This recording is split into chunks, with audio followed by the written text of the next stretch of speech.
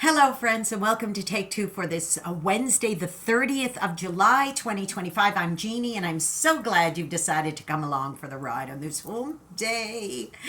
Well, a story is told about a little girl who was in the kitchen with her mother on a Sunday afternoon as she was preparing a big meal for the family.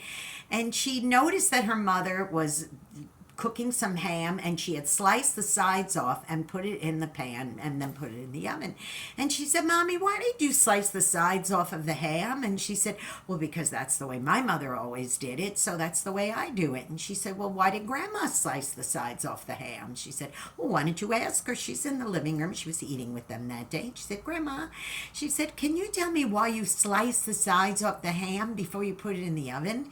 And she said, "Well, that's because that's the way my mother always did it." And she said, "Oh," she said, "well, why did great grandma do it that way?" And she said, "Well, you could always ask her." So this brave little 8-year-old went over to the phone and picked it up and called the senior living where her great grandmother was residing. And she said, "Great grandma?" She said, "Yes, dear." She said, "Can you tell me why you slice the sides off of the ham before you put it in the oven?"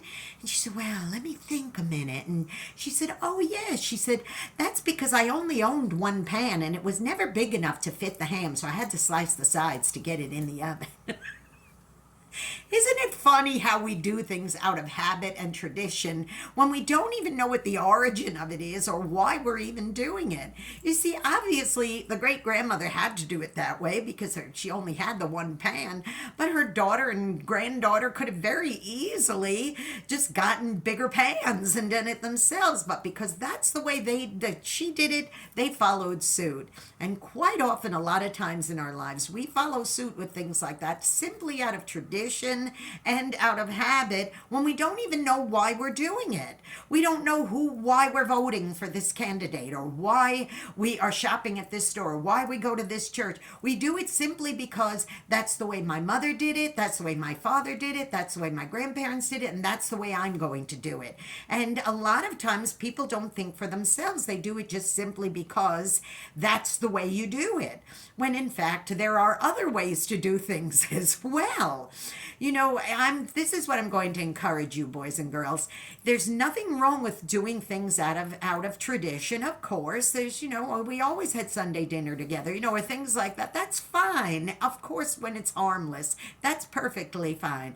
But if you're doing things out of habit and tradition simply because you think you have to, when there are other options for things, think for yourself and make your own decisions, because tradition and habit is not always the best way to do things. Sometimes you just have to do it on your own.